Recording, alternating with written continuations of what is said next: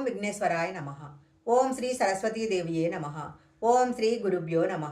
శ్రీ గురుచరిత్ర 16వ అధ్యాయము. ద్వాపరయుగంలో దౌమ్యుడనే మహర్షి ఉండేవారు. ఆయన దగ్గర అరుణి, వైదుడు, ఉపమన్యువు అను ముగ్గురు శిష్యులు వేదం అభ్యసిస్తూ ఆయనను శ్రద్ధతో సేవిస్తూ ఉండేవారు. అహంకారము మొదలైన దోషాలు తొలగి మనసుకు శుద్ధి కలగటానికి వెనకటి గురువులు శిష్యుల చేత సేవలు చేయిస్తూ ఉండేవారు. అతడి సేవను బట్టి అతని గురుభక్తిని, మనస్థుద్ధిని నిరూపించి అనుగ్రహించేవారు. ఒకనాడు దౌమ్యుడు అరుణిని పిలిచి, నువ్వు మన పొలానికి వెళ్ళి చెరువు నుండి దానికి నీరు పెట్టు, లేకపోతే వైరుపైరు ఎండిపోతుంది అని చెప్పారు. అరుణి వెంటనే వెళ్ళి చెరువు నుండి కాలవ ద్వారా నీరు పెట్టాడు. కానీ కాలవకు ఒకచోట గండిపడి నీళ్లన్నీ పల్లానికి పోతున్నాయి. మట్టి రాళ్ళు ఎంత వేసినా కట్ట నిలవలేదు. అప్పుడతడు ప్రాణం పోయినా సరే గురువు చెప్పినది చేసి తీరాలన్న నిశ్చయంతో ఆ గండికి తాను అడ్డుపడుకొని గురువుని ధ్యానిస్తున్నాడు. అప్పుడా నీరు అతని మీదుగా పొలానికి ప్రవహించింది. చీకటి పడినా కూడా అరుణి ఆశ్రమానికి రాకపోయేసరికి దౌమ్యుడు వచ్చి పొలం నిండుగా నీరు ఉండటం గమనించారు. కానీ శిష్యుడే కనిపించలేదు. అతడు ఏ పులి బారినైనా పడ్డాడేమోనని అనుమానించి ఆయన శిష్యుని కోసం బిగ్గరగా పిలిచారు. అరుణి సమాధానం ఇవ్వలేక కొంచెం శబ్దం చేశాడు.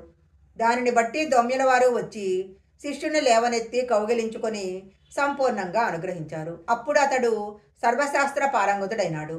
అప్పుడు దౌమ్య మహర్షి, నాయన, నువ్వు ఇంటికి వెళ్ళి తగిన కన్యను వివాహమాడి స్వధర్మం ఆచరించు, కృతార్థుడవవుతావు అని ఆదేశించారు. అరుణి గురువునకు నమస్కరించి ఇంటికి వెళ్ళి లోకపూజ్యుడయ్యాడు. ఒకరోజు దౌమ్యుడు తన రెండవ శిష్యుని పిలిచి, నాయన, పైరు పంటకొచ్చింది, నువ్వు రోజు కావలి కాచి పైరు కోసి ధాన్యం ఇంటికి చేర్చు అని చెప్పారు. వైదుడు తనకు గురుసేవ లభించినందుకు సంతోషించి పైరునెంతో జాగ్రత్తగా సంరక్షించి పంట పక్వానికి వచ్చాక కోయించాడు. తరువాత ధాన్యం రాశిగా పోయించి ఆ సంగతి గురువుకు చెప్పాడు. ఆయన అతనికి ఒక బండి, ఒక దున్నపోతును ఇచ్చి ధాన్యం ఇంటికి చేర్చమని చెప్పారు.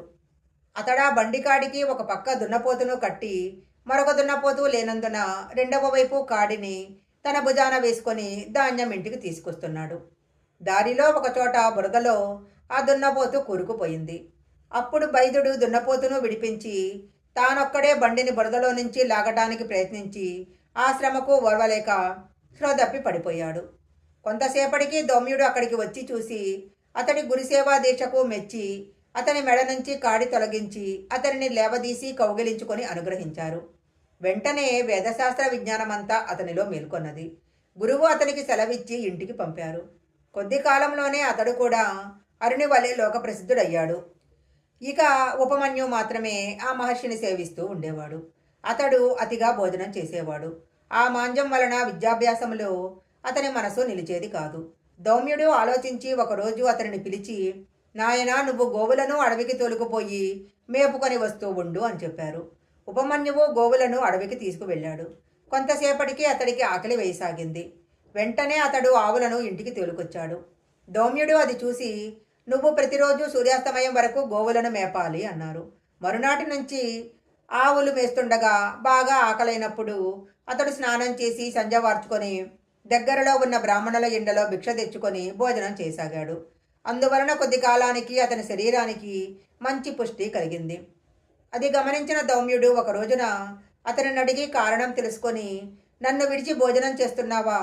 నిత్యం నువ్వు తీసుకొచ్చిన భిక్ష నాకిచ్చి మరలా అడవికి పోయి ఆవులను మేపుకొని రావాలి అని ఆజ్ఞాపించారు. ఉపమన్యువు అలా చేస్తూ ఉండటం వలన ఆకలి అతనిని ఎంతగానో బాధించేది. అతడు తాను మొదట తెచ్చుకున్న భిక్ష గురువు కర్పించి రెండవసారి భిక్ష తెచ్చుకొని తినసాగాడు. అందువలన అతని శరీరము పుష్టిగా ఉండడం చూసి దౌమ్యుడు కారణం అడిగి తెలుసుకొని ఆ రెండవ భిక్షను కూడా తనకే ఇమ్మని చెప్పారు. ఉపమన్యువు కొంచెమైనా బాధపడక అలాగే చేసి ఆవుల దగ్గర దూడలు త్రాగగా మిగిలిన పాలు తాగి ఆకలి తీర్చుకోసాగాడు. అందువలన కొద్ది కాలంలోనే అతని శరీరం మరింత లావెక్కింది.